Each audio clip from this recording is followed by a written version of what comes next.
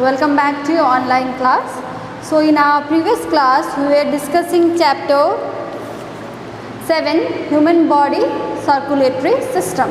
Okay, so we were discussing about blood circulatory system. Blood circulatory system has three components. What are those?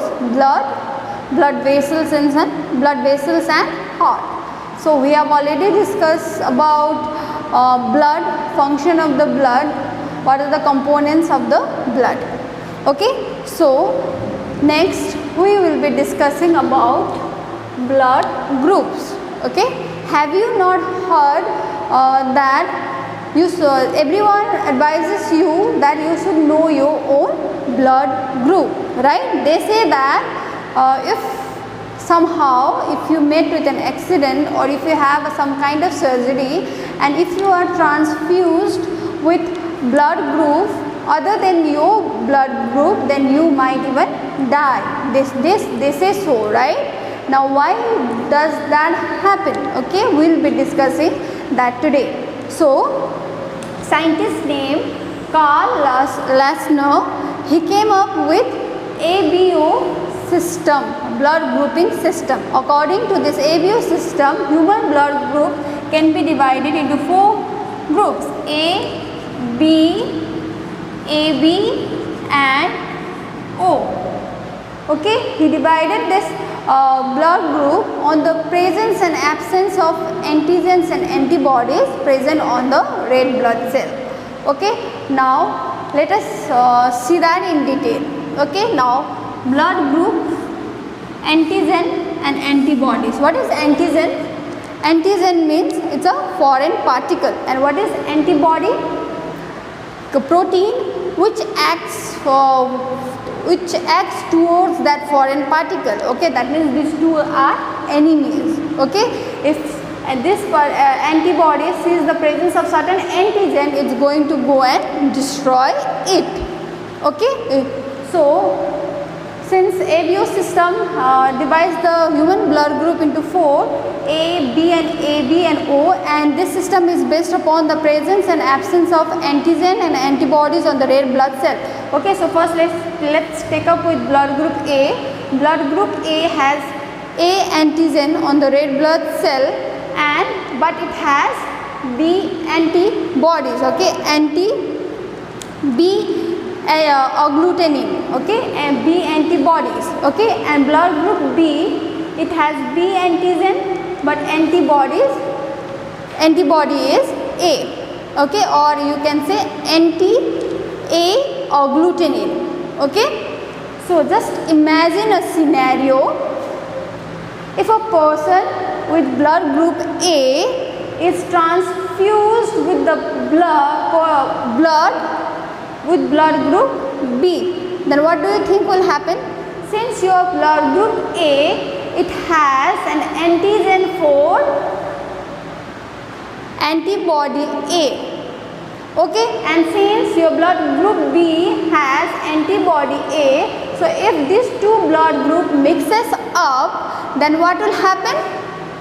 Agglutination or clumping of a blood will take place, because this blood group A will take B as a threat. It will try to destroy that blood group. It will take it as a foreign material and try to destroy it. So while in the process of destroying it, clumping of the blood will take place. Okay, that's why we should know what particular blood group do we have.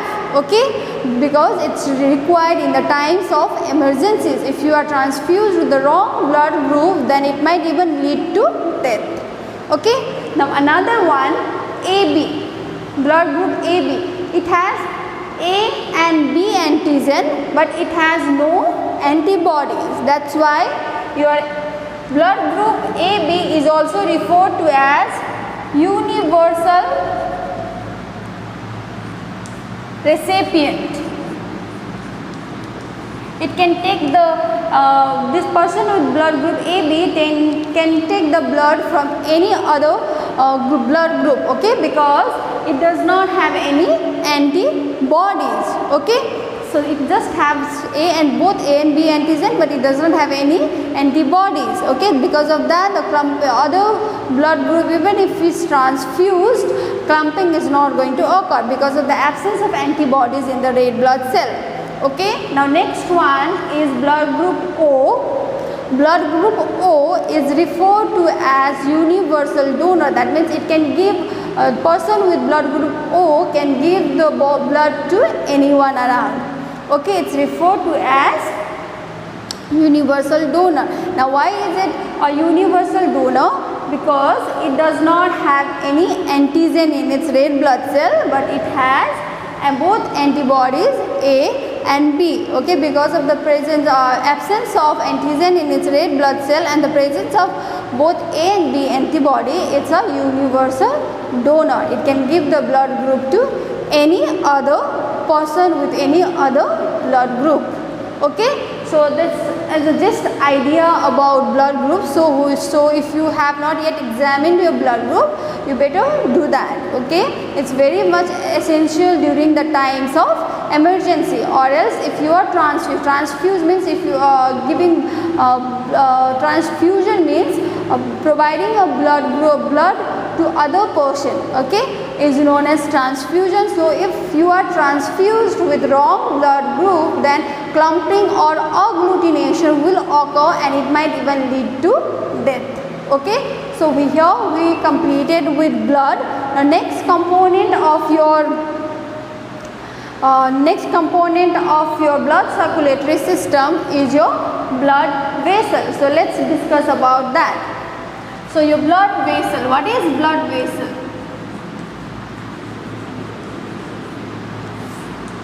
Blood vessel, they are tube-like structure through which the blood flows. Okay, it's a tube-like structure through which the blood flows is known as blood vessel. Now, blood vessel can be further divided into three types: artery,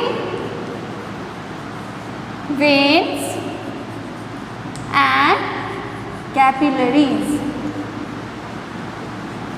Artery, veins, and capillaries. Now, artery, they carry oxygenated blood away from the heart. Okay, they carry oxygenated blood which is rich in oxygen away from the heart, except one artery, that is pulmonary artery, which carries the blood from the heart to the lungs, but it is rich in carbon dioxide. Okay, it carries deoxygenated blood. Other than pulmonary artery, all the different types of arteries, they carry oxygenated blood. Now next is your veins. Veins, they carry deoxygenated blood, that is blood which is rich in carbon dioxide, to the heart. Okay, now next one, similarly in veins also, pulmonary vein is only the exception. It carries oxygenated blood from lungs back to the heart. Okay, so exception of a vein which carries oxygenated blood is your pulmonary vein. Now next comes your capillaries. Okay, now capillaries, they are single cell and perforated, because of which the exchange of the gases in between the surrounding cells or the exchange of transportation of the nutrients is done with the help of this capillaries. Okay, now next let us go through one diagram which will make this difference of these three blood vessels much more clear. So the diagram that's given will make the concept about veins, arteries much more clear. Okay, like I told you, blood vessels, they are the tubular structure through which blood flows. Okay, so I told you arteries, they carry the blood away. This particular structure is depicting heart, so they carry the blood away from the heart. You can see the arrow, no, the direction with which the arrow is showing. It is showing away from the heart. Okay, it carries oxygenated blood. And then if you see vein, okay, which is indicated by blue color, look at the arrow direction of blood flow. it is towards the heart. It carries a different deoxygenated blood from different organs to the heart. Okay, so arteries, the small branches of arteries is also referred to as arterioles, and different branches of small branches of veins is also referred to as venules. Okay, these arteries and branches of arteries and venules further joins the capillary. Like I told you, capillary are single cell, that means they are perforated. So exchange of respiratory gases and nutrients from the surrounding cells takes place through the capillaries. Okay.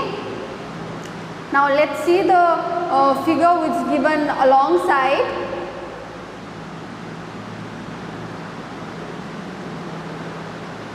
Okay, this is a cross section artery of artery. If you look at the structure properly, you have tunica externa is the outermost layer, then you have tunica media is the middle layer, and tunica interna is the innermost layer. Okay, now if you look at the lumen, lumen means hollow space here. Hollow space here. In case of artery, it is narrower. Okay. Now if you look at the vein, similarly the outer layer is called tunica externa, middle one tunica media and interna. Okay, but if you compare the lumen between the artery and the vein, can you see the difference? I hope you can. In case of vein, the lumen is white. Okay, lumen means that hollow space through which your blood is flowing. It's white. And if you can see, these veins, they have a valve.